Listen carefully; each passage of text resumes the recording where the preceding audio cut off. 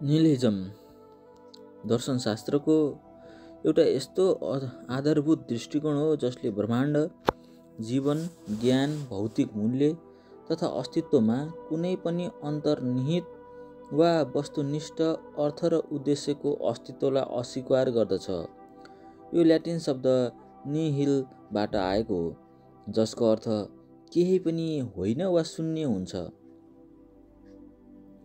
निहिलिज्मलाई प्राय निराशावाद पेसिमिज्मसँग तुलना गरिए पनि यो निराशावादभन्दा बढी मौलिक र दार्शनिक रूपमा व्यापक छ। यसले सत्य र मूल्यका सम्पूर्ण आधारहरूलाई नै चुनौती दिन्छ। निहिलिज्मका प्रमुख रूपहरू। Major firms of nihilism. Nihilism एकै प्रकारको छैन, बरु यसका विभिन्न आयामहरू छन् जसले जीवनको विभिन्न क्षेत्रहरूमा अर्थको शून्यतालाई चित्रण गर्दछन्। अस्तित्ववादी निहिलिज्म यो सबैभन्दा प्रचलित रूप हो। यसले तर्क गर्छ कि मानव जीवन आफैमा कुनै उच्च वा दैवी उद्देश्यविहीन छ।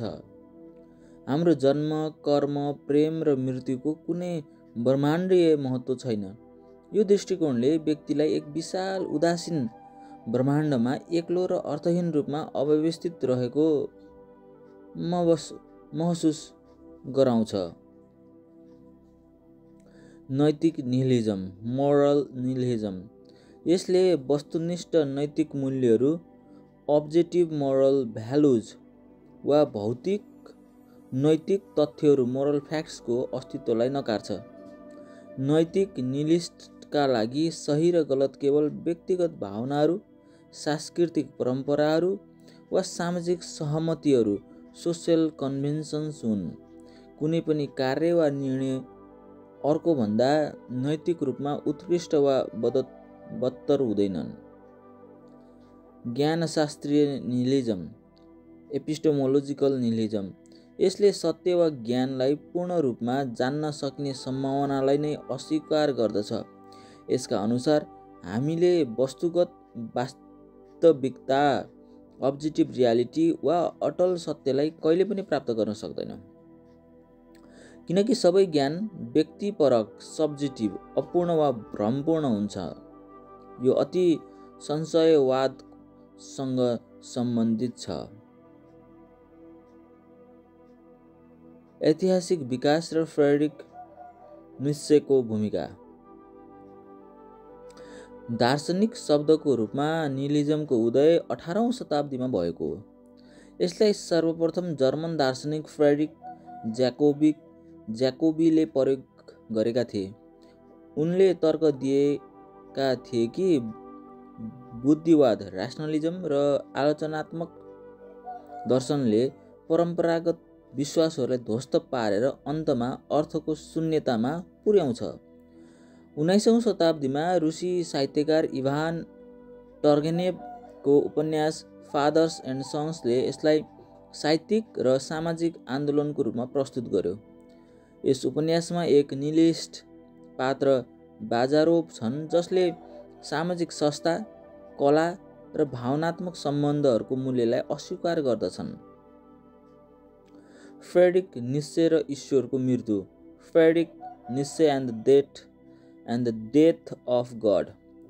निहिलिज्मका बारेमा सबैभन्दा मौलिक र प्रभावशाली विचार जर्मन दार्शनिक फ्रेडरिक नीत्सेले प्रस्तुत गरे। नीत्सेले निहिलिज्मलाई एउटा सांस्कृतिक सङ्कटको रूपमा व्याख्या गरे, जुन उनको प्रसिद्ध घोषणा ईश्वरको मृत्यु भएको छ, गड इज डेडसँग जोडिएको छ।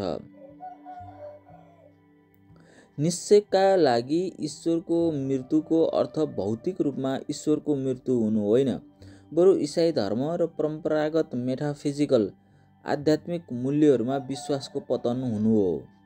यी धार्मिक मूल्यहरू नै पश्चिमी सभ्यताको नैतिक ढाँचा, मोरल फ्रेमवर्क र अर्थको स्रोत थिए।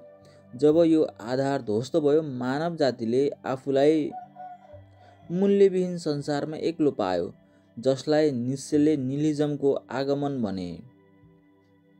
यो पतनबाट उत्पन्न हुने निराशा, जीवनबाट पलायन हुने इच्छा वा कुनै अर्थहीन परम्परामा अल्झिने प्रवृत्ति हो।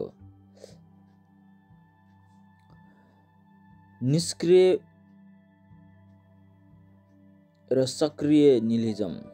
निष्क्रिय निहिलिजम यो पतनबाट उत्पन्न हुने निराशा, जीवनबाट पलायन हुने इच्छा वा कुनै अर्थहीन परम्परामा अल्झिने प्रवृत्ति हो भने सक्रिय निहिलिजम यो परम्परागत मूल्यहरूलाई ध्वस्त गरी शून्यलाई स्वीकार गरी र त्यसपछि नयाँ मूल्यहरूको सृजना गर्ने ऊर्जाशील प्रक्रिया हो।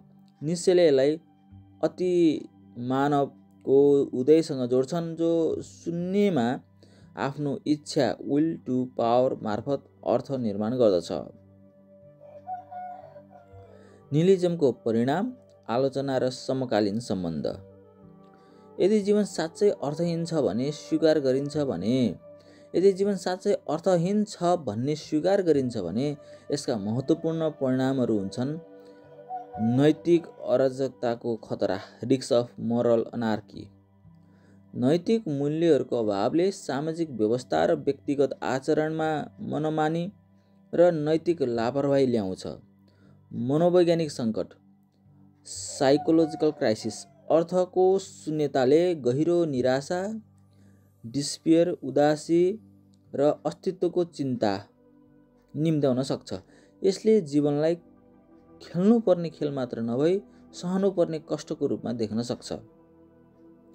सामाजिक विघटन, साझा उद्देश्य वा विश्वास प्रणालीको कमीले समाजका सदस्यहरूबीचको एकता र बन्धन कमजोर हुन सक्छ। निहिलिजमको दार्शनिक आलोचना, फिलोसोफिकल क्रिटिसिजम। धेरै दार्शनिकहरूले निहिलिजमको आलोचना गरेका छन्। निहिलिजमले कुनै पनि सत्य छैन भन्छ, तर यदि यो भनाइ आफैमा सत्य हो भने त्यहाँ कम्तीमा एउटा सत्य निहिलिजमको सत्य त रह्यो। यदि यो भनाइ असत्य हो भने निहिलिजम नै असत्य ठहरिन्छ। यसरी यो अवधारणा आफैमा विरोधाभासी छ। प्रवृत्तिको अस्वीकार, मानव स्वभावले नै अर्थ, उद्देश्य र मूल्यहरू खोज्ने हुन्छ। जीवनमा प्रेम, कला, न्याय र आनन्द जस्ता अनुभवहरूलाई पूर्ण रूपमा अर्थहीन भन्नु मानव अनुभवको एक प्रमुख अंशलाई अस्वीकार गर्नु हो। अस्तित्ववादी प्रतिक्रिया, अस्तित्ववादीहरू जस्तै अल्बियर कामुले ब्रह्माण्डको निरर्थकता स्वीकार गरे, तर यसको सामना विद्रोह वा साहसका साथ गर्नुपर्ने धारणा राखे। जीवनको कुनै उद्देश्य नभए पनि व्यक्तिले आफ्नो स्वतन्त्रता प्रयोग गरेर आफैले अस्थायी अर्थ सिर्जना गर्न सक्छन्। समकालीन दर्शन र संस्कृतिमा निहिलिजम। निहिलिजम इन अ कन्टेम्पोरेरी कल्चर। आजको उत्तर आधुनिकवादी पोस्ट मोडर्न युगमा निहिलिजमको प्रभाव स्पष्ट देखिन्छ। उत्तर आधुनिकवादले भव्य कथाहरू वा सार्वभौमिक सत्यहरूमाथिको विश्वासलाई अस्वीकार गर्छ, जुन निहिलिस्टिक सोचसँग मिल्दोजुल्दो छ। समकालीन कला, साहित्य र मिडियामा अर्थहीनता, मिनिङलेसनेस र अलगाव एलिनेसनको चित्रण यसको प्रभाव हो। निष्कर्षमा निहिलिजम एउटा भयानक दार्शनिक चुनौती हो जसले मानव अस्तित्वको आधारलाई प्रश्न गर्दछ। यसको सामना या त निश्चयको जस्तो अति मानव बनी नयाँ मूल्य सिर्जना गरेर गर्न सकिन्छ वा कामुको जस्तो निरर्थकतामा विद्रोह गरेर व्यक्तिगत अर्थ निर्माण गरेर गर्न सकिन्छ।